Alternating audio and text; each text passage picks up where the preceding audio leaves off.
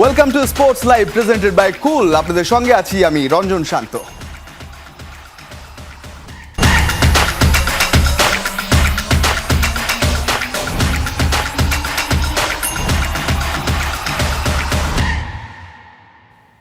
অনেক অনেক আপডেট রয়েছে, বিশেষ করে বাংলাদেশ দল আয়ারল্যান্ড সিরিজে ভালো করার পর জাতীয় দলে যিনি সিনিয়র সহকারী কোচের দায়িত্বে আছেন মোহাম্মদ সালাউদ্দিন, তাকে বহাল রাখতে চাইছে বিসিবি।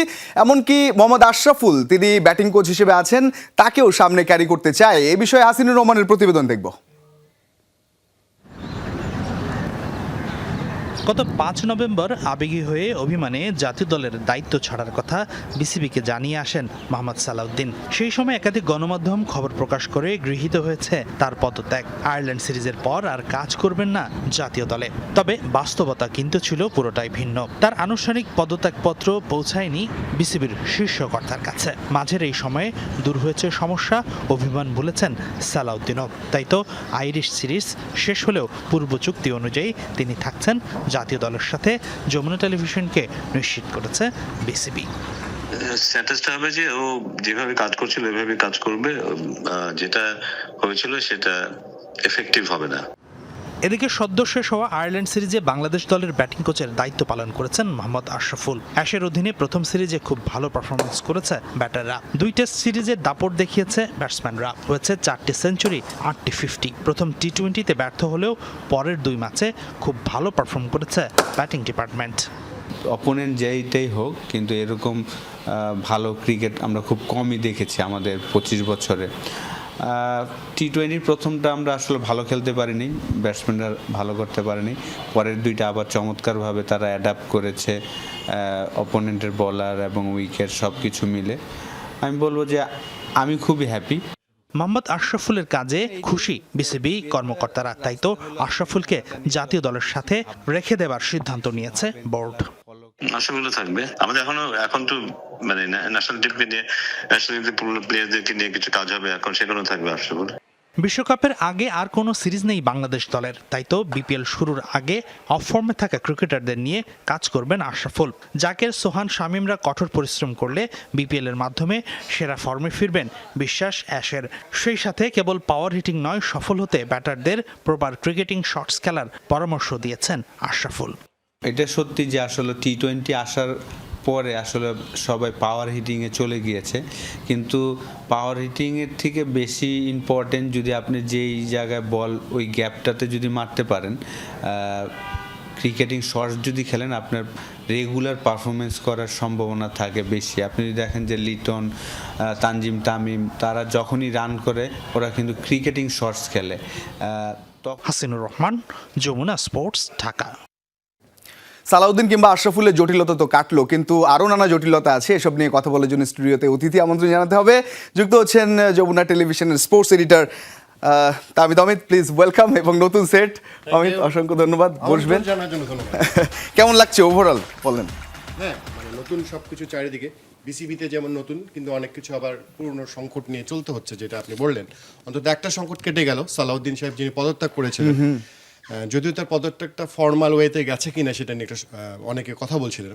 যদিও কাগজ তো কাগজই, আপনি যদি প্রতিষ্ঠান থেকে পদত্যাগ করেন কাগজই তো, হোয়াটসঅ্যাপে হয়তো বা গিয়েছে, কিন্তু আলটিমেটলি তিনি থাকছেন এবং চুক্তি অনুযায়ী থাকবেন। আশরাফুলও থাকছেন, কিন্তু জটিলতা তো রয়েছে। যেমন ৪৪ ক্লাব, তামিম ইকবালের প্রসঙ্গ এখানে আসছে, যে তামিম ইকবাল প্রথমে ছিলেন এই ক্লাবগুলোর সঙ্গে, পরবর্তীতে তিনি চান যে খেলোয়াড়দের খেলা নিয়ে কথা, এবং সেটার পক্ষেও তিনি আছেন। ওভারঅল আমরা দেখলাম সবশেষ ফাহিম সিনারা কিংবা আবাহনী মোহামেডানের প্রতিনিধিরা তারা কথা বললেন, এবং তাদের যে একটা আধিপত্য থাকা উচিত এই বিষয়ে তারা সেটা প্রকাশ করেছেন। কিভাবে দেখছেন বিষয়টা? দেখেন, ৪৪ ক্লাব কেন, 4টা ক্লাব হলেও তাদের প্রতিবাদ করার মানে অধিকার আছে। আপনারা মনেই করতে পারেন ক্রিকেট বোর্ডে এই নির্বাচনটাকে তারা আপনারা ঠিকভাবে হয়েছে বলে আপনি মনে করছেন না, আপনি প্রতিবাদও করতে পারেন, কিন্তু প্রশ্ন এখানে অনেক থেকে যায়। আপনি চিন্তা করেন বাংলাদেশে গত ১৫-১৬ বছরে ঢাকা প্রিমিয়ার লিগ হয়েছে কিভাবে, first division, second division, third division, এবং আপনি কি থার্ড ডিভিশন কোয়ালিফাইং রাউন্ড বন্ধ করে দেওয়া হয়েছিল ৫ লক্ষ টাকা এন্ট্রি ফি করে। একটা ক্রিকেটার ৪ বলে ৯২ রানের প্রতিবাদ করেছিলেন, সেই ক্রিকেটারকে নিষিদ্ধ করা হয়েছে, তার ক্লাবকে নিষিদ্ধ করা হয়েছে। তখন তো কোনো ক্লাব এগিয়ে আসেনি, কখন তো কোনো ক্লাবগুলো একজোট হয়ে বলেনি যে আমরা আসলে এর প্রতিবাদ করছি, আমরা ক্রিকেট খেলবো না। ওই ১৬ বছরে কোনো ক্লাবকে আমরা প্রতিবাদ করতে দেখিনি কেন? তখন কি এর থেকে অবস্থা ভালো ছিল? আপনি তো ক্রিকেটটাকে বন্ধ করেননি তখন, এখন কেন আপনি ক্রিকেটকে জিম্মি করছেন? আপনি প্রতিবাদ করছেন, ঠিক আছে, আপনি একসময় বলেছিলেন বিসিবি ঘেরাও করবেন, করেন বিসিবি ঘেরাও, কোনো সমস্যা নেই। আপনি আইন আদালতে গিয়েছেন, আপনি আদালতে যান, কিন্তু ক্রিকেট কেন জিম্মি হবে? Right. আমার সাংবাদিকতা ধরেন কোনো সমস্যা হচ্ছে বা ডাক্তারদের সমস্যা, ডাক্তাররা ডাক্তারি প্র্যাকটিস বন্ধ করে দেবে? এটা কি অ্যাবসার্ড একটা বিষয়। কারণ আপনি ক্রিকেটের প্রতিবাদ স্বার্থেই তো করেন। সবকিছু। ক্রিকেটের স্বার্থে আপনি একদিকে বলছেন ক্রিকেটের সাথে, হ্যাঁ আপনি আদালতে যান, আপনি বিসিবি ঘেরাও করুন, আপনার যত মাইক্রো রকম প্রোগ্রাম। পদক্ষেপ আছে আপনি গ্রহণ করতে পারেন, কোনো সমস্যা নেই, কিন্তু ক্রিকেট বন্ধ করছেন কেন? এতই যদি প্রতিবাদী হয়ে থাকেন এই মানুষগুলো, আগে তো দেখতাম এরা নাজমুল হাসান পাপনের বোর্ডেই ছিলেন, অর্থাৎ কোনো না কোনোভাবে সুবিধা ভোগ করে যে প্রিমিয়ার লিগে বলে দেওয়া হয়তো তুমি 49 বেশি রান করতে পারবে না, কে ফার্স্ট ডিভিশনে উঠবে, কে সেকেন্ড ডিভিশনে উঠবে, কে প্রিমিয়ার লিগ খেলবে, সব ঠিকঠাক করা হতো, তখন তো আপনি প্রতিবাদ করেননি, তখন তো একজোট হওয়ার কথা ছিল। আপনি চিন্তা করেন আজকে যে বিষয়টা নিয়ে সংকট তৈরি হচ্ছে যে এই ক্রিকেট বোর্ড, আমি একবার এই টক শোতে আমাদের 8টা শোতেই বলেছিলাম যে এই সমস্যা পরবর্তীতে যদি একটি রাজনৈতিক সরকার আসবে, আমরা বাংলাদেশের রাজনৈতিক কালচারটা জানি, সেহেতু এই 6 মাসের জন্য ইলেকশন না করে একটা অ্যাডহক কমিটি করা হোক, পরবর্তীতে যারা আসবে নির্বাচিত সরকার সিদ্ধান্ত গ্রহণ করবে। এটার পরে ঠিক পরের দিনই সমুদ্রে 43 ক্লাবের 44 ক্লাবের একটা সংগঠন তৈরি হয়েছে এবং তারা প্রতিবাদ করে বলেছিল না এটা অসাংবিধানিক বিষয় হবে, অ্যাডহক কমিটি করা এটা ঠিক না। আমরা কিন্তু তখন বলেছিলাম এই সংকটটা ভেবেই যে ক্রিকেটে এই সমস্যাটা হবে, আপনি যেভাবেই নির্বাচন করুন না কেন এই সমস্যাটা হবে, পরবর্তী সরকার এসে এটাকে নাও মানতে পারে, কেন তখন আপনি মানলেন না? মানে যখন আপনার সুবিধায় সব কিছু যাবে তাহলে সব ঠিকঠাক, যখন আপনার সুবিধায় সব কিছু যাবে না তখন আপনি বলবেন যে সব কিছু ভুল, ঠিক পথে হয়নি। এটা বাংলাদেশে ক্রিকেটকে জিম্মি করা হচ্ছে এই জায়গা থেকে, এবং ক্রিকেটাররা এর সাথে যুক্ত অনেকে আছেন, প্রেস কনফারেন্সের সময় তারা থাকছেন। এটাও একটা বাংলাদেশি ক্রিকেটের সব থেকে দুর্ভাগ্যের একটা বিষয় যে ক্রিকেটারকে মাঝখানে বসে আপনি ক্রিকেটকে বন্ধ করার ঘোষণা দিচ্ছেন, এর থেকে দুঃখজনক আর কিছু হতে পারে না। আমরা এই জটিলতার পাশাপাশি বিপিএল নিয়েও জটিলতা দেখছি। এখানে ভেতরে ভেতরে আসলে কি হয়েছে, একটা প্রশ্নের উদ্রেক তো হয়েছে। দর্শকদের যদি বলি যে সর্বোচ্চ 1,10,00,000 টাকায় নাইম শেখকে দলে নিল চট্টগ্রাম রয়্যালস, সেখানে আমরা দেখেছি যে কিছু বলা যায় যে বয়সে বেশি হয়ে গেছে এমন ক্রিকেটার আছে ব্যাটিংয়ের তালিকায়, শুভগত হোম, জিয়াউরের কথা বলতে পারি। সেটা নিয়ে একটা কথা আছে যে বোলিং ডিপার্টমেন্ট তারা সাজিয়েছে, ব্যাটিং ঠিকমতো নেই। এমনকি একটা নাম আমার সামনে রয়েছে আমিন খান, যিনি দল সাজানোর সঙ্গে যুক্ত আছেন। গত দুই আসরে তাকে নিয়ে বিতর্ক ছিল। আমরা এটা নিয়ে আলোচনা করবো, তবে এই বিষয়ে প্রতিবেদন আছে, আমরা শুরুতে সেটাই দেখে নিতে চাই। 50 lakh টাকা for Naeem Sheikh. বিপিএল নিলাম শেষ এক যুগে প্রথমবার 1,10,00,000 টাকায় চট্টগ্রাম রয়্যালসে নাইম শেখ আসরের সবচেয়ে বেশি পারিশ্রমিক পাওয়া ক্রিকেটার, আর কেউই ছুঁতে পারেননি কোটির গণ্ডি। Player number 18. তানভীর মেহেদী শরীফুল জাতীয় দলের 3 জন বোলার চট্টগ্রামের ডেরায়। বোলিংয়ের দিক থেকে দলটা অন্যতম শক্তিশালী, ব্যাটিংয়ে ঠিক উল্টো। নাইম বাদে জাতীয় টি-20 দলের আর কোনো ব্যাটারি নাই। ওই জায়গাটা আসলে খেলোয়াড় সংখ্যা খুব লিমিটেশন ছিল, যে লিটন আর শুধু নাইম শেখ। তা আমাদের প্ল্যানের মধ্যে ছিল আমরা যে করে হোক এখানে একটা প্ল্যান নিব। আমরা এমন না যে চেষ্টা করিনি, আমরা কিন্তু হৃদয়ের পিছনে কিন্তু অনেক ছুটেছি। আনফর্চুনেটলি হৃদয়কে আমরা পাইনি। আমরা আরও এরকম কয়েকটা প্লেয়ারের পিছনে কিন্তু আমাদের টার্গেট ছিল, যেমন হৃদয় টার্গেট ছিল, সাকিব টার্গেট ছিল, আমাদের তানজিব সাকিব, সাইফুদ্দিন টার্গেট ছিল। দলটার প্লেয়ার সিলেকশন অবাক করেছে সবাইকেই। শুভাগত হোম কিংবা জিয়াউর রহমানদের মতো বয়স্ক ক্রিকেটারদের তারা দলে ভিড়িয়েছে, কারাকারি করেছে সুমন খানকে নিয়ে।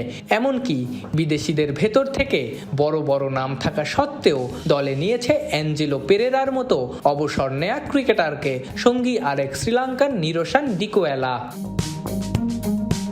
জানা গেছে এই দলের সঙ্গে যুক্ত আছেন আমিন খান। ব্রাদার্স ইউনিয়নের এই ক্রিকেট কর্তার বিরুদ্ধে বিসিবিতে অভিযোগ পুরনো। বহুল সমালোচিত ঢাকা ডমিনেটর্স আর দুর্বার রাজশাহীর সঙ্গেও যুক্ত ছিলেন আমিন। সেই দুই দলের হয়ে বিপিএল স্কোয়াডে থাকা, ঘরোয়া টি-20তেও পারফর্ম না করা ক্রিকেটারকে নিয়েছে চট্টগ্রাম। সেই ক্রিকেটার আবার ডিপিএলে খেলেন আমিন খানেরই ব্রাদার্সে। জানা গেছে চট্টগ্রাম চ্যালেঞ্জার্সের সঙ্গে আমিন খানের যুক্ত হওয়ার বিষয়টি সম্পর্কে অবগত হয়েছে বিসিবিও। প্রমাণ পেলে বাংলাদেশ ক্রিকেট বোর্ড নেবে ব্যবস্থা। আফনান পিয়াল, যমুনা স্পোর্টস, চট্টগ্রাম। আফরান পিয়ালের প্রতিবেদনে জানছিলাম যে চট্টগ্রামের ব্যাটিং লাইন আপে আলোর নিচে অন্ধকার, অন্যদিকেও যদি অন্ধকার খুঁজতে যাই তাবিদ আছেন সঙ্গে। এই যে নামটা সামনে এলো আমিন খান, এই নামগুলো কারা আছেন কোন দলের সঙ্গে এভাবে জানতে হচ্ছে, এবং আলটিমেটলি তো তারা ম্যানেজমেন্ট স্টেক হোল্ডার, যখন আসলে সংবাদ সংগ্রহের জন্য যাওয়া হবে কিংবা কোনো জবাবদিহিতার দরকার হবে, ম্যানেজমেন্টকে তো দরকার। এই জায়গার স্বচ্ছতা নিয়ে কি বলবেন? প্লেয়ার লিস্ট তো আমরা পেয়ে যাচ্ছি, কিন্তু সংগঠকদের বা যারা ম্যানেজমেন্টে আছেন তাদের নাম এভাবে প্রকাশ পাচ্ছে। আমি আসলে প্লেয়ারদেরকে নিয়ে সন্দেহ করতে চাই না, ওই জায়গাটা আমার কাছে কোনো প্রুফ নাই। হতেই পারে আপনি বয়স্ক ক্রিকেটারকে নিতেই পারেন, এটা নিয়ে আসলে কোনো আমি আসলে প্রশ্ন তুলতে পারি না।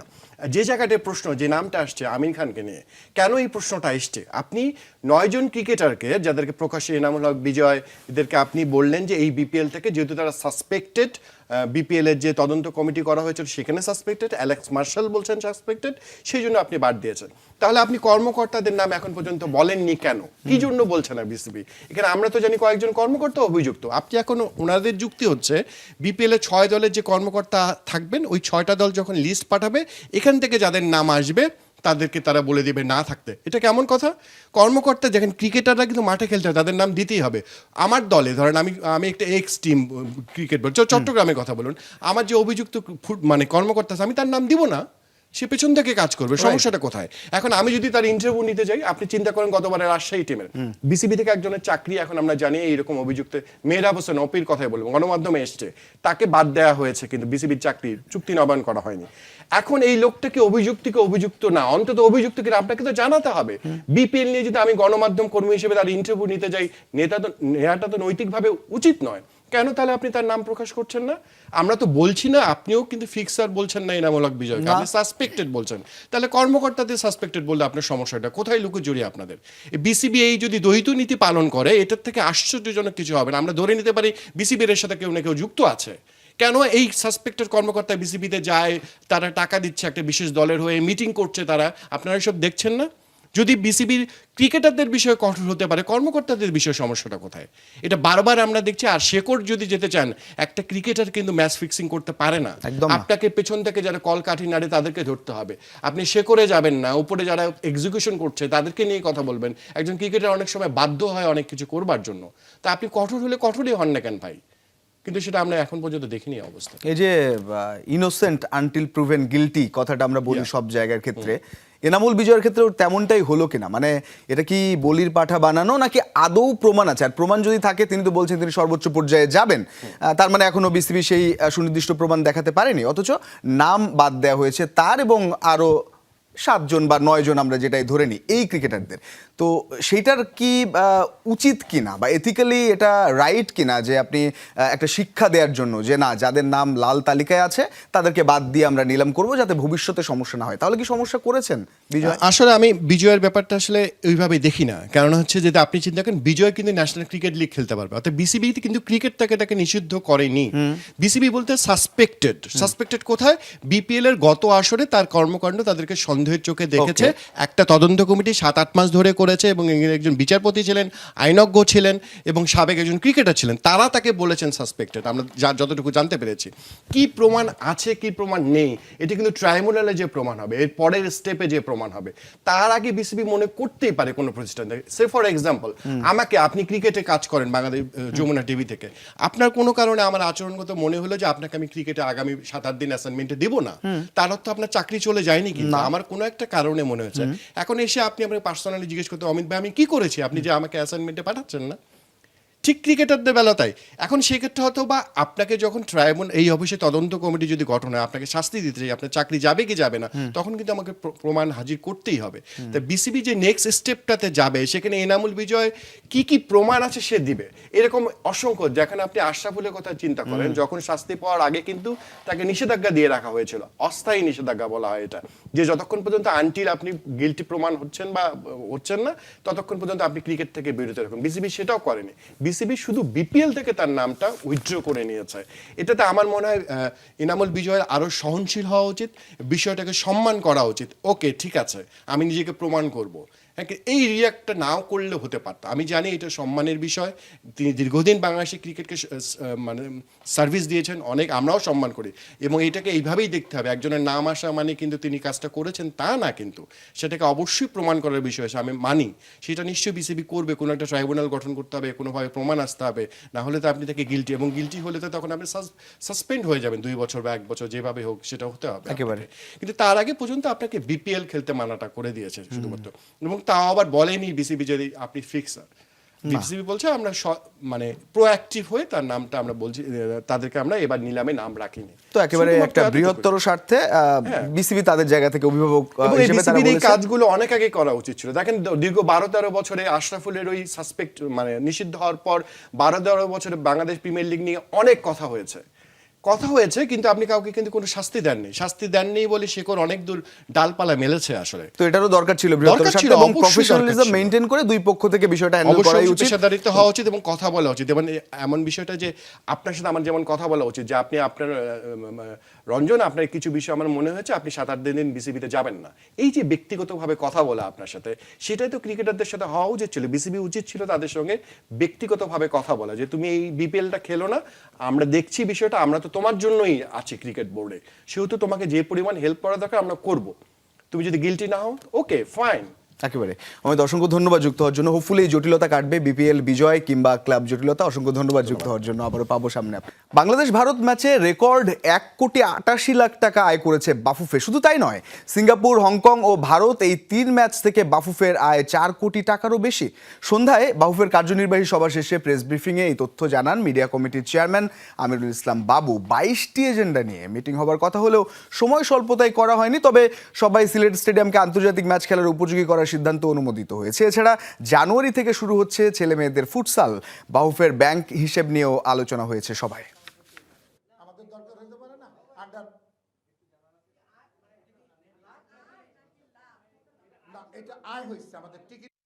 বাংলাদেশ সিঙ্গাপুরের ম্যাচে 1,15,00,000 টাকা, বাংলাদেশ হংকং ম্যাচে 1,02,07,874 টাকা, বাংলাদেশ ইন্ডিয়ান ম্যাচে 1,88,00,000 টাকা। এটা অ্যাপোর্সমেন্ট আমি আপনাদেরকে জানাইলাম। এরপরেও আরও কিছু হয়তো খরচ আছে, সেই খরচগুলা আমরা পরবর্তীতে আমাদের বের করতে বলছি, বের করে এই খরচটা তারা বের করে দিবে। আবার একটু ক্রিকেট প্রসঙ্গে যেতে চাই। আইরিশদের বিপক্ষে যে সিরিজ জয় করলো বাংলাদেশ, এরপর আইসিসির র্যাঙ্কিংয়ে কিন্তু উন্নতি হয়েছে টাইগারদের। সাপ্তাহিক হালনাগাদ হয়েছে এবং বড় লাভ দিয়েছেন ওপেনার পারভেজ ইমন।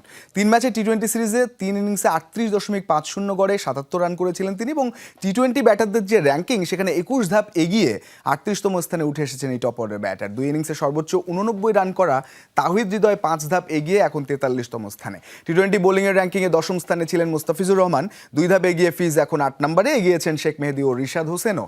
3 ধাপ এগিয়ে 14তম স্থানে মেহেদী, 5 ধাপ এগিয়ে 19তম স্থানে রিশাদ। উন্নতি হয়েছে নাসুম আহমেদেরও, 5 ধাপ এগিয়ে 25তম স্থানে আছেন এই টাইগার স্পিনার। ওদিকে দক্ষিণ আফ্রিকার বিপক্ষে টানা দ্বিতীয় সেঞ্চুরির দিনে একাধিক রেকর্ডের মালিক হয়েছেন বিরাট কোহলি। ওয়ানডেতে সর্বোচ্চ 53 শতকে নিজেকে ছাড়িয়ে যাওয়ার দিনে পরপর 2 ইনিংসে 11 বার সেঞ্চুরি হাঁকানোর মাইল ফলক তৈরি করেছেন তিনি। বিরাটের দিনে উজ্জ্বল ছিলেন ঋতুরাজ গায়কোয়াড়, দেখা পান নিজের প্রথম আন্তর্জাতিক শতকের। যে কোনো উইকেটে দক্ষিণ আফ্রিকার বিপক্ষে গড়েন সর্বোচ্চ 195 রানের জুটি। রাঁচির পর জয়পুর, ব্যাট হাতে অপ্রতিরোধ্য বিরাট কোহলি। ভেন্যু দুটি আলাদা হলেও ভাটা পড়েনি নিজ পারফরমেন্সে। ঘরের মাঠে দক্ষিণ আফ্রিকার বিপক্ষে ওয়ানডে সিরিজে টানা দ্বিতীয় শতক তুলে আরও এক ধাপ ছাড়িয়ে গেলেন নিজেকেই। বয়সটা 37 হলেও রানের ক্ষুধায় একটুও কমেনি বিরাটের। 53তম শতকের দিনেও আভাস দিয়ে রাখলেন নিত্য নতুন মাইল ফলক তৈরির। 50 ওভারের খেলায় একাই যেন রাজত্ব করে চলেছেন কিং কোহলি। জয়পুরে দ্বিতীয় ওয়ানডেতে টানা দ্বিতীয় শতকের দিনে বেশ কিছু মাইল ফলক তৈরি করেন এই ব্যাটার। এককভাবে সর্বোচ্চ 53 সেঞ্চুরির পাশাপাশি দক্ষিণ আফ্রিকার বিপক্ষে কেন উইলিয়ামসনের করা 7 শতকের রেকর্ডে ভাগ বসিয়েছেন বিরাট। পাশাপাশি 34 ভেন্যুতে ম্যাজিক্যাল ফিগার স্পর্শ করে ছুঁয়ে ফেলেন ভারতের জীবন্ত কিংবদন্তি সচিন টেন্ডুলকারকে। পরপর 2 ইনিংসে সেঞ্চুরি হাঁকানো তালিকায় আরও একবার নিজেকে ছাড়িয়ে গেলেন বিরাট। ওয়ানডে ক্রিকেটে এই নিয়ে 11 বার এই কৃতিত্ব গড়লেন তিনি। এই তালিকায় 6 বার পরপর 2 ইনিংসে সেঞ্চুরি করে বিরাটের পরে অবস্থান করছেন দক্ষিণ আফ্রিকার এবি ডি ভিলিয়ার্স। কোহলির নিজেকে ছাড়িয়ে যাওয়ার দিনে উজ্জ্বল ছিলেন ঋতুরাজ গায়কোয়াড়। দেখা পান নিজের প্রথম আন্তর্জাতিক শতকের। পাশাপাশি বিরাটকে সাথে নিয়ে লেখেন নতুন এক রেকর্ড। ভারতের হয়ে যে কোনো উইকেটে দক্ষিণ আফ্রিকার বিপক্ষে তাদের পার্টনারশিপ থেকে আসে 195 রান, ভাঙেন 2010 সালে গড়া সচিন কার্তিকের রেকর্ড। নাসিফ শুভ, যমুনা স্পোর্টস। বিরাট অসাধারণ, সঙ্গে ঋতুরাজ গায়কোয়াড়। ভারত দেখালো তাদের যে শক্তিমত্তা, সেই শক্তিমত্তাটা আস্তে আস্তে আকাশ ছুঁচ্ছে। দর্শক, এই ছিল আজকের স্পোর্টস লাইভে। এতক্ষণ সঙ্গে থাকার জন্য ধন্যবাদ সবাইকে।